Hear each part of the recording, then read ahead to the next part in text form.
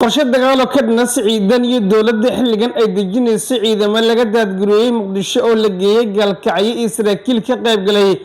kulan amniga Puntland looga hadlayay oo ka dhacay magaalada Gaalkacyo ee gobolka Mudug xoga dheeraad ayaa daawaday muuqaalkan kugu soo koobaya haddii muuqaalku uu soo gaaro si sheekay saaxiibayla Muuse Birlakan waa Bartama TV magaalada Gaalkacyo iyo xarunta gobolka Mudug si gaar ah dhanka maamulka Puntland waxaa lagu soo waramayaa saacadii la soo dhaafay inuu si gaar ah kaga qabsamay kuwan looga hadlayay amniga guud ee deegaanada Puntland si gaar ah dhanka waqooyiga magaalada Gaalkacyo ee gobolka Mudug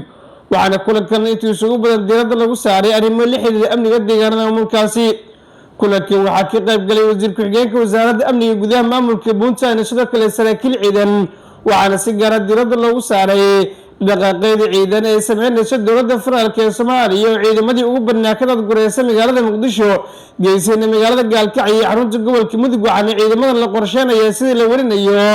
in loo soo gudbiyo deegaano kale oo ka tirsan maamulka Puntland ay qayb ka noqdaan ciidamo kale dowladda ay ku diyaarisay deegaanada dhaca maamulka Puntland kulankan ka dhacay magaalada Gaalkacyo saraakiisha amniga ee ka qayb gashay waxay si gaar ah hoos kaga xariiqeen in loo baahan yahay in la diyaariyo qorshe guud oo dhanka amniga quseeya oo lagu xakameynayo ciidamadan iyo sidoo kale dhaqaaqyada kala duwan ee ciidamada dowladda ay geysay qaybo ka mid ah gobolka Mudug ay ka sameynayaan deegaanada dhaca maamulka Puntland oo si gaar ah xilligan la warinayo in la qorsheynayo ciidamadii dhawaan dowladda ay geysay halkaas inay isaga sii gudbaan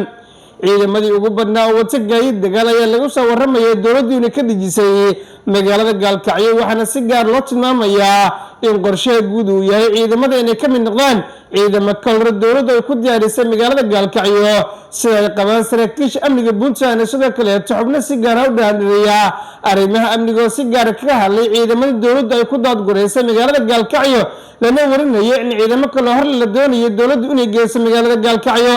dhanka kale dowladda federaalka ee Soomaaliya ayaa dhankeeda lagu soo waramayaa sababta ugu weyn ciidamada ay u daadgureysay una geysay Gaalkacyo inay tahay inay si gaar ah u sugaan amniga guud ee deegaanada Galmudug si gaar ah arrimaha quseeya doorashooyinka ay ka socdaan deegaanada maamulka Galmudug oo Gaalkacyo ka mid tahay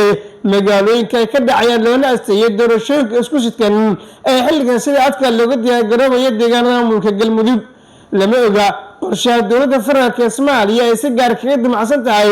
ciidamadan lagu daadgureeyay Gaalkacyo marka laga soo tago xogaha xilligan soo baxaya sida gaarka u muujinaya in dowladda ay qorsheynayso ciidamada Gaalkacyo ay geysay inay sidoo kale isku dhaf kaga dhigto ciidamadii ka horeeyay ay ka qoratay deegaanada Puntland una sii gudbaan deegaano badan oo dhaca maamulka Puntland waxaana sidoo kale xusid mudan in dhawaan magaalada Boosaaso ee gobolka Bari ay martigeliyay iskoorimaad dhexmaray ciidamada BSF ee dowladda dhexe sida tooska u hoostaga iyo ciidamo ka tirsan daraawiisha maamulka Puntland dagaalkaas oo khasaare kala duwan ay ka dhasheen xog walba oo ka soo kortay xaalka Gaalkacyo ciidamada dowladdu ay ku daadgureynayso magaalada Gaalkacyo haddii war rasmi ah dowladda dhexe ama maamulka Puntland ay ka soo saaraan waxay kula soo gudbin doonaa wararkan iyo barnaamijyada dambe hadduu eeb weyn qadaro